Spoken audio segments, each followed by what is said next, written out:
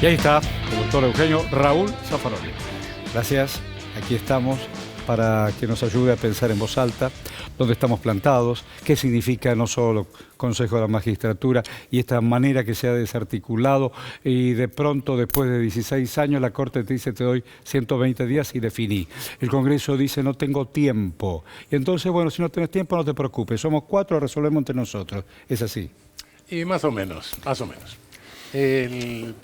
La Corte ha demorado en resolver un planteo de inconstitucionalidad de la composición del Consejo de la Magistratura. Aclaremos que la composición del Consejo de la Magistratura no está determinada en la Constitución. Es un defecto de la Constitución de la Reforma del 94. Dice, se integra con esto, equilibradamente. Sepa Dios lo que es equilibradamente, de modo que eso es opinable. Pero bueno, recibí un planteo de inconstitucionalidad de la composición del Consejo, lo mantuvo oculto, porque la Corte no tiene términos, no tiene plazo para resolver, es el único tribunal que resuelve cuando quiere, durante años, es decir, dejó funcionar lo que ahora considera que es un Consejo inconstitucional. Hasta que un día se le ocurrió sacarlo del cajón y declarar la inconstitucionalidad. Bien, eso bueno, podría hacerlo.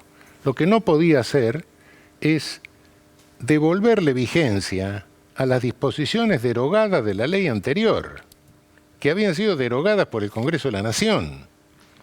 Y qué coincidencia, esas disposiciones le dan la presidencia de la Corte a la Corte, la presidencia del Consejo a la Corte.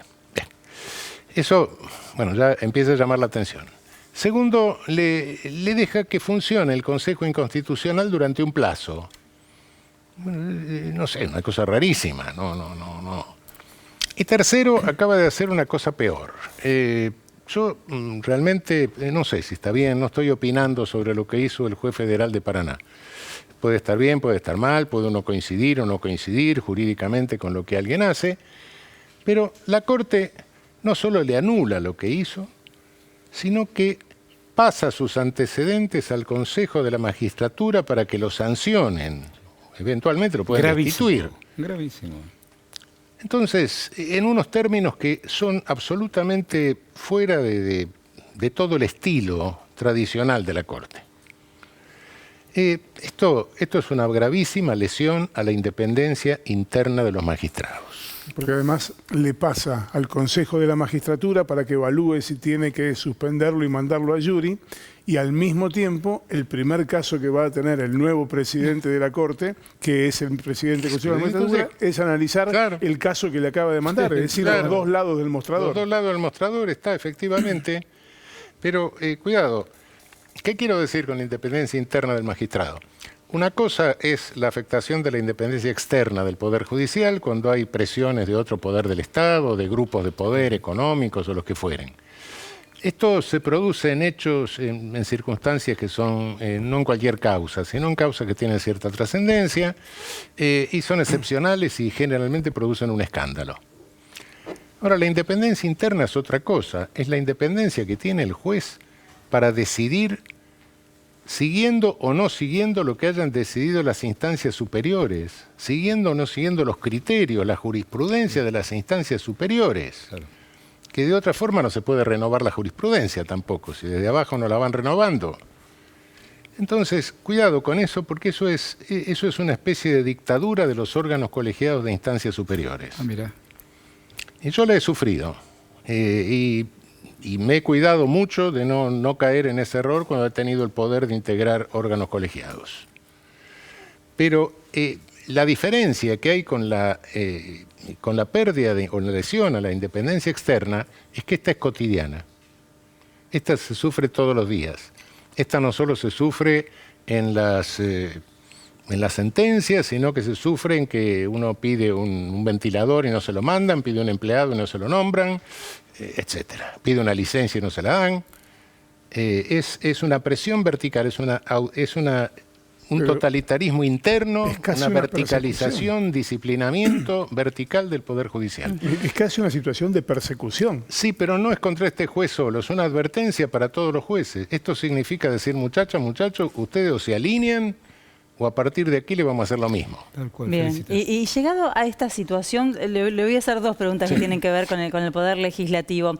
Ayer en un comunicado el bloque del Frente de Todos le pidió un nuevo plazo a la Corte Suprema de Justicia. Mi duda es, creo que esto no se hizo oficialmente. ¿Debió haber previsto el Congreso que esto iba a pasar? Ya se veía venir que los tiempos no alcanzaban para una ley. ¿Podría haber hecho una presentación con más tiempo oficial frente a la Corte, digamos, por las vías que están previstas? Y segundo, hay muchos que dicen, bueno, este es el momento para pensar en una reforma a la Corte Suprema de Justicia. ¿Será este el momento? ¿Un momento de crisis?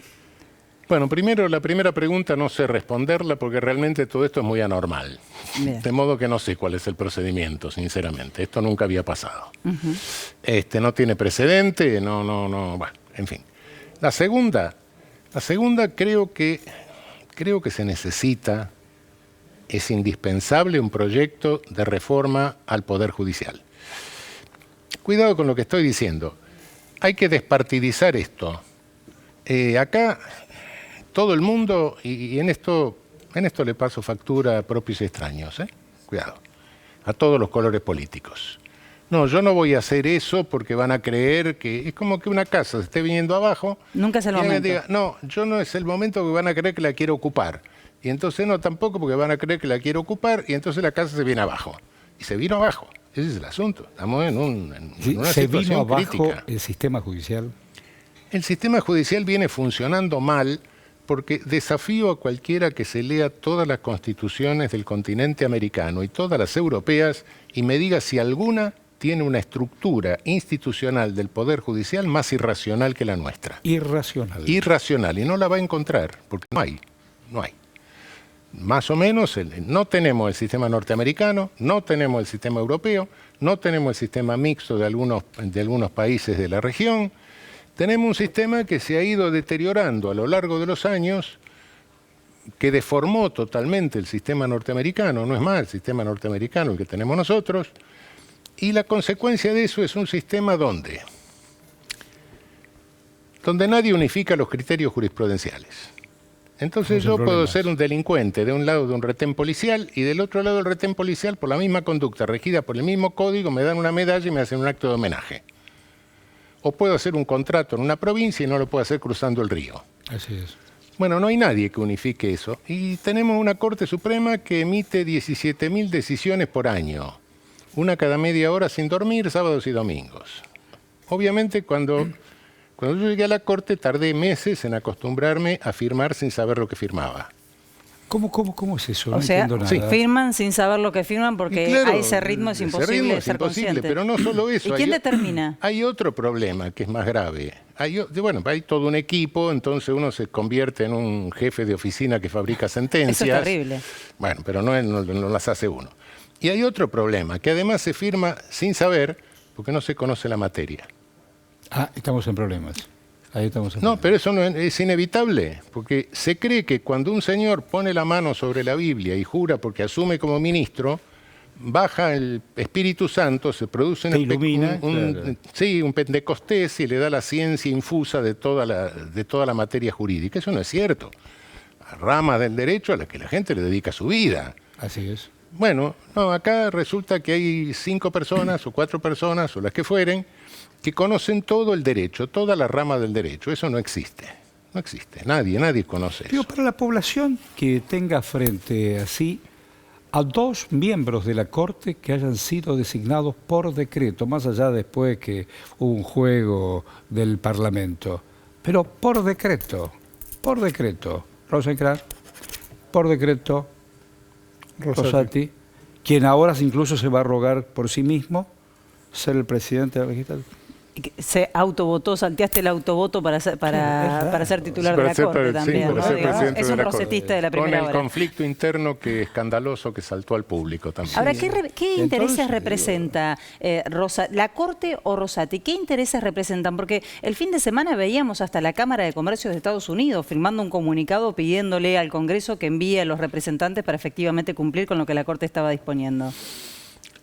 Es muy difícil decirlo. Yo no puedo valorar esto. Esto es un manotazo de empoderamiento de la Corte. El empoderamiento. Sí, es un manotazo de empoderamiento, pero bueno, nosotros hemos tenido cortes buenas, cortes mejores, cortes peores, cortes en las cuales ideológicamente me sitúo en la vereda de enfrente, como podría ser la corte oligárquica de los años 30, que Perón sometió a juicio político en el 47. Hemos tenido la corte de mayoría automática. Claro, la del 90. Bueno, la mayoría automática que estaba con toda la desregularización, la privatización, Caballo, etcétera. Eso fue brutal. Pero en todas esas cortes, por más que me pare en la vereda de enfrente, había una ideología. Había una concepción del mundo política, etcétera, a la cual se respondía, que no era la mía, bueno, por suerte, pero existía. En esta yo no me animo a decir que exista eso porque no la veo. ¿No la hay porque no hay una ideología o no la hay porque directamente responde a órdenes de otros intereses? No, yo creo que no hay una ideología, hay un empoderamiento y me parece que sí, puede responder naturalmente a otros intereses, o sin lugar a dudas. En este momento, este signo de empoderamiento lo veo peligroso. ¿Es un golpe institucional? Yo leí que usted hablaba del peligro de un golpe soft. No. Bueno, ayer Soria algo parecido dijo. En las experiencias continentales, sea la brasileña con Dilma Rousseff, sea la paraguaya, sea la hondureña, fueron precedidas por hechos de esta naturaleza. Ajá. Con esto no quiero decir que esté en marcha esto, pero me causa preocupación, me causa preocupaciones. Doctor, ¿por dónde se sale? Yo creo que lo que hay que hacer es lo que preguntaba la colega acá, es indispensable despartidizar esto. ¿Despartidizar? Sí, no estamos peleando oposición, y explicarle a la gente y hacer un proyecto, presentar un proyecto, tener un proyecto que muestre que hay una salida racional, que se puede reestructurar dentro del marco de la Constitución vigente sin tocarla, que se puede reestructurar un poder judicial y darle una organización medianamente racional. Sí. Hay que tener un proyecto porque si no, no se puede convocar a la gente. ¿Para qué se convoca a la gente a la Plaza Lavalle? Se la convoca para decir que las cosas están mal. La gente sabe que las cosas están mal. Bueno, sí, está viendo que Ramos Padilla está llamando a un encuentro. Pero, no sé, diagnosticadores tenemos muchos. No, pero hay que mostrar que hay una solución racional. Y bueno, y la gente lo entiende. Cuando no es una cosa tan inexplicable para el común de las personas, para el ciudadano común. Mentira. Cuando en derecho alguien usa ese dialecto extraño y no se entiende lo que está explicando, porque nos está engañando. Ahora, como la economía. Sí, con la economía. Las cosas se pueden decir claramente. El derecho, después de todo, en su esencia, no es más que el uso de la razón para la coexistencia. De modo que eso se le puede explicar a la razón para posibilitar la coexistencia. Lo cual doctor, en caso de que esto que usted propone fuera empíricamente posible, que se pudiera despolitizar, ¿quién podría hacerlo? ¿Quién podría ser insospechado de tener a uno u otro lado de la grieta como para poder decir, bueno, este es el camino, sacamos la política y decidimos esta cuestión? No, nadie, pero no importa de qué lado de la grieta, porque eso de que no quiero que digan que quiero ocupar la casa se viene abajo, de algún lado tiene que salir un proyecto que diga, miren, señores, esto es lo racional. Bueno, ahora lo y que esta es salida el racional. Ejecutivo que no tiene los votos. No hay espacio político. Sí, no tiene los votos, no hay espacio político. Pero el espacio político se pelea detrás de un proyecto. Hay que tener el proyecto antes para pelear el espacio político después, si no, ¿por qué voy a pelear? Bueno, es eso lo que está faltando. Yo sé que no hay espacio político, que no se tienen los votos. Sí, perfecto, no soy ingenuo en eso. Pero hay que mostrarle a la gente, no, mire, este es el camino. Y si no me lo dejan transitar y explicarle que ese es el camino racional y que lo comprenda. Y si no me lo dejan transitar, este tiene la culpa de que no puedo transitar, este otro tiene la culpa. Pero hay que tener el proyecto. Hay mucha preocupación y mucha incertidumbre, no solo por los días que pasan, sino porque todo quedará encapsulado, no solo en 4 personas, o en 2, o en 1, en este caso en Rosati, sino en las intenciones que mueven a esos individuos. Ayer... Sí, pero permítame, Bon, es cierto, pero no personalicemos la cosa, ¿sí? No le voy a quitar responsabilidad a nadie. Sí. Pero la madre del borrego está acá en la estructura institucional que permite una arbitrariedad en la cual puede haber actuado gente que fue más o menos racional, más o menos cerebrada, pero cuando hay un espacio institucional de arbitrariedad, tarde o temprano llega el que lo usa. Sí, claro. llega el peor. Sí, y el Bueno, peor. llegaron, y el peor, llegaron. naturalmente. ¿Qué herramientas hay ahora? Ayer Barcesat hablaba de la posibilidad de un juicio político a los integrantes de la Corte Suprema de Justicia por haberse arrogado, digamos, legislar en este Yo caso. creo que por lo menos, sí, no hay posibilidad de que eso tenga andamiento conforme a los votos, pero por lo menos hay que pedirlo. Ajá, juicio político. Sí. ¿Remoción? Y sí, la Sería remoción por juicio juicio político, político. deriva sí. en el juicio- Bueno, hay otras cosas que habría que pedirle al Usted legislativo, ¿no? comentó- Como la intervención federal al Poder Judicial de Jujuy, ¿no? Y sí, Bueno. y sí, Sí, y sí, claro. obvio. Y usted comentó que en su momento Perón, en el 47, dijo, Sí.